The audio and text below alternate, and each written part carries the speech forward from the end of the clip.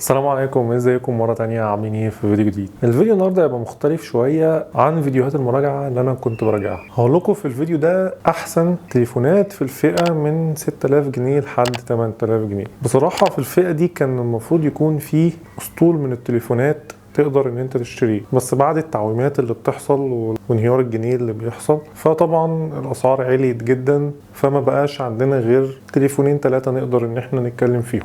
كمان في الفئة دي نقدر ان احنا نلاقي تليفونات بالسعر ده على ورق كويسة، زي مثلا فيفو او انفينكس او شاومي، بس في الواقع لما تيجي تستخدمها وعلى المدى البعيد التليفونات دي هتعمل معاك مشاكل. فانا اخترت شركات بحيث ان انت على المدى البعيد ما تحسش ان في مشكلة في التليفون اللي هيكون معاك ده.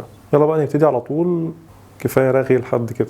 اول شركة هبتدي بيها وهي شركة سامسونج. شركة سامسونج بصراحة كان فيها اكتر من تليفون، بس انا اخترت تليفونين بس في الفئة دي، دول اللي يعتمد عليهم في الاستخدام على المدى البعيد. اول تليفون معانا هو سامسونج جالاكسي A23. ايه نقاط القوة في التليفون ده وايه نقاط الضعف؟ هنبتدي الاول بنقاط القوة، يعني مميزات.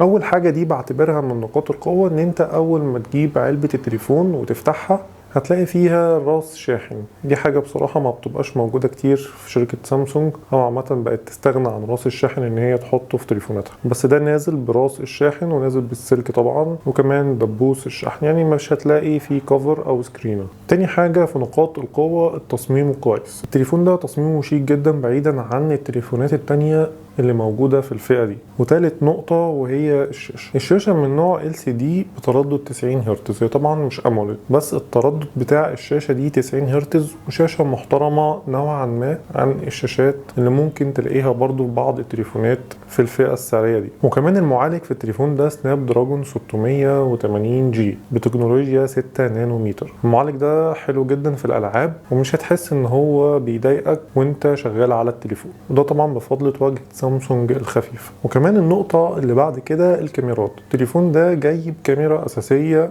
50 ميجا بكسل فيها مثبت بصري حقيقي OIS، وكمان جايب 3 كاميرات تانيين، طبعا واحدة علشان تصور الترا وايد، والتانية علشان خاطر تصور ماكرو، والتانية علشان تصور الدبث او العمق. والكاميرا السيلفي في التليفون ده 8 ميجا بكسل. طبعا الكاميرات ادائها حلو جدا، ما فيهاش اي مشكلة، وتعتبر برضو من نقاط القوة في التليفون ده. اخر نقطة معانا من نقاط القوة وهي البطارية. البطارية في التليفون ده 5000 ملي امبير، تقدر تكمل معاك اليوم مستريح جدا من غير اي مشكله تحت الاستخدام المتوسط. ولو استخدامك عالي طبعا هتضطر تشحن التليفون مره تانية. ايه عيوب التليفون ده او نقاط الضعف اللي موجوده في التليفون ده؟ اول نقطه معانا هي الحواف الكبيره. حواف التليفون ده كبيره نسبيا في فئته السعريه. والنقطه اللي بعدها مفيش صوت استيريو. سماعات التليفون ده سماعات مونو، اي نعم هي قويه، بس سماعات استيريو هتكون افضل لو موجوده في التليفون. والنقطه اللي بعدها مستشعر التقارب في التليفون ده او مستشعر المكالمات.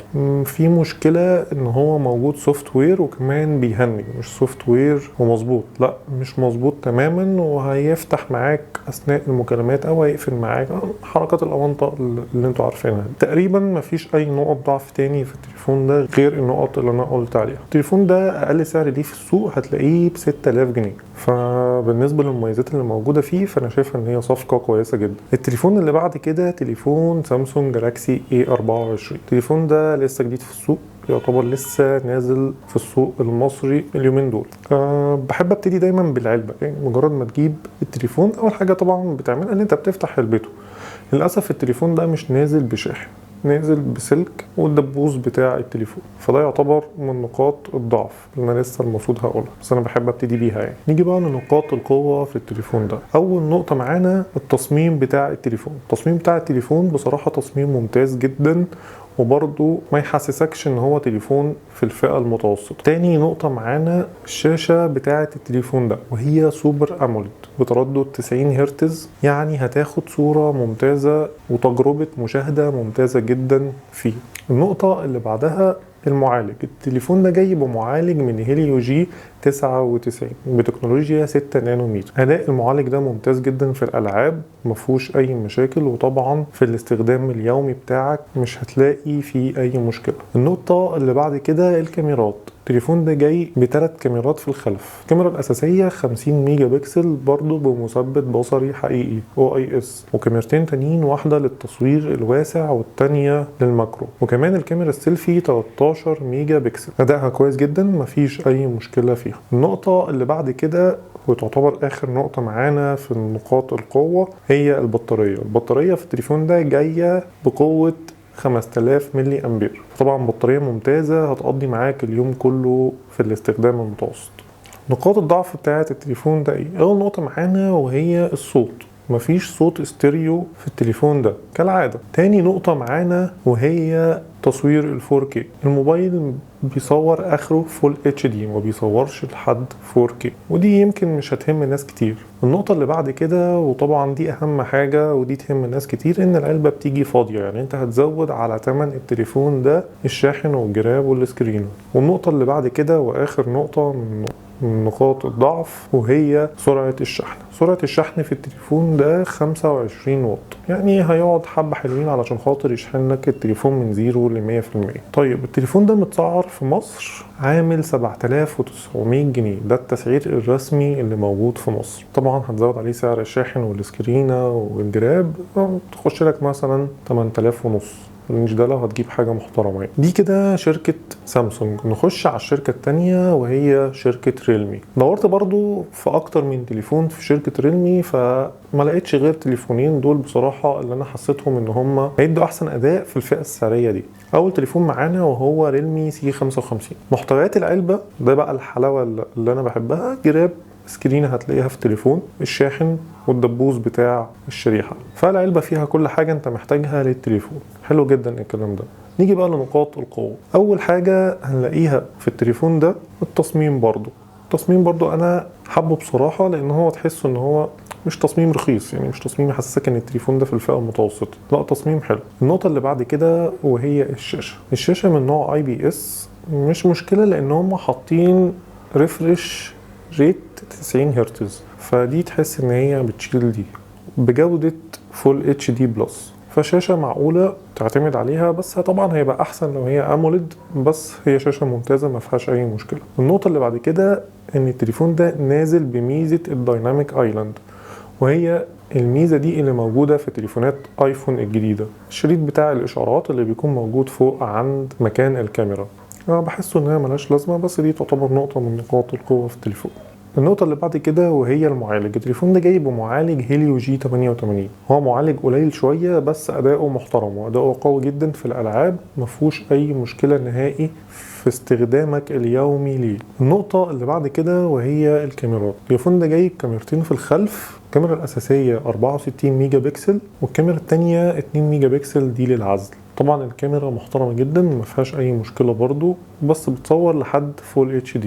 اخر نقطة معانا وهي البطارية 5000 ملي امبير، طبعا هتقضي معاك اليوم كله مستريح تحت الاستخدام المتوسط. وكمان قوة الشحن في التليفون ده 33 واط، حاجة ممتازة جدا. نيجي بقى لنقط الضعف. اول نقطة معانا وهي ان الكاميرا السيلفي ضعيفة، يعني مش هتاخد منها احسن صورة، وهي 8 ميجا بكسل.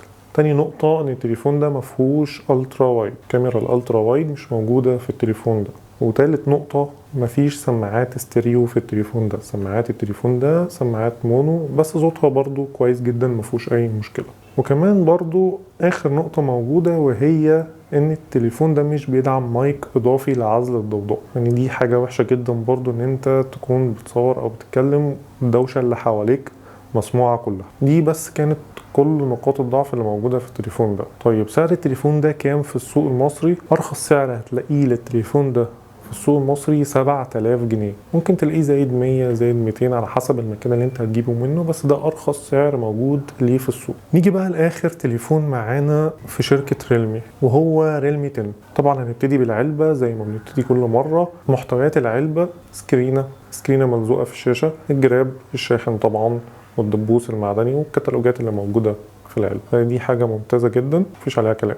نقاط القوة ايه بقى في التليفون ده؟ اول حاجة معانا وهي الشاشة. التليفون ده جاي بشاشة سوبر اموليد بتردد 90 هرتز، شاشة ممتازة جدا في الاستخدام بتاعك، شاشة هتاخد منها تجربة مشاهدة ممتازة جدا. النقطة اللي بعد كده وهي المعالج في التليفون ده من نوع هيليو جي 99، معالج ممتاز جدا في الألعاب وفي استخدامك اليومي. والنقطة اللي بعدها وهي البطارية. التليفون جاي ببطارية بحجم 5000 ملي أمبير مع شاحن بقوة 33 واط، فبطارية ممتازة جدا برضو، هتكمل معاك اليوم كله مستريح في الاستخدام المتوسط او التقيل سيكا. نيجي بقى لنقاط الضعف اللي موجوده في التليفون ده. اول حاجه معانا وهي ان الكاميرات ما فيهاش كاميرا الترا وايد، وتاني نقطه موجوده معانا وهي ان الصوت برضو مونو، مفيش صوت استيريو. وتالت عيب وده اهم عيب ان الكاميرات ادائها ضعيف. التليفون ده جاي بكاميرتين في الخلف، كاميرا 50 ميجا بكسل وكاميرا 2 ميجا بكسل عشان خاطر تصوير الماكرو. كاميرا ادائها ضعيف في الاستخدامات المختلفه، يعني مثلا في الاضاءه لازم تكون اضاءه معينه، لازم علشان تاخد صورة حلوة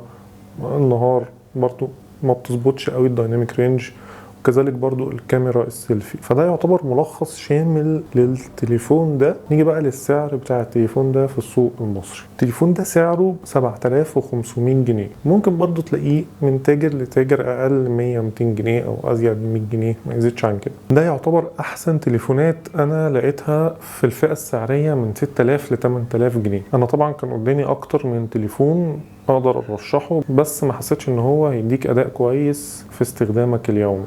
كده اكون وصلت لاخر الفيديو، وان شاء الله اشوفكم في فيديو جديد. السلام.